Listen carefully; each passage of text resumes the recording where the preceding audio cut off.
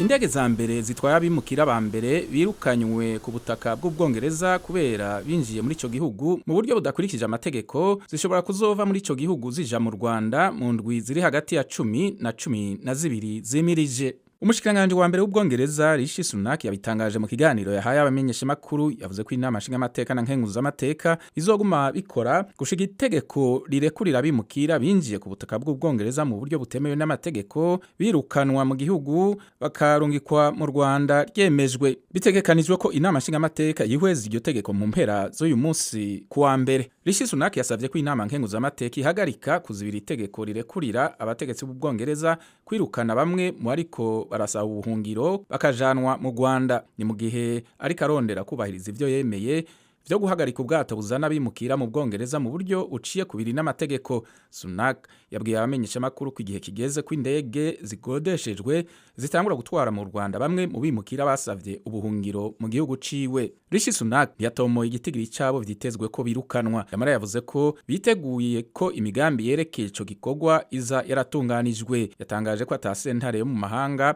izo babuza kwirukana abimukira babona ko binjiye ku butaka bw'igihugu cabo mu buryo butemewe n'amategeko. Itegeko rigenewe kwirukana abo bimukira ryarahagaze mu nama nshingamateka na nkenguzamateka mu kiringo c'amezi 2.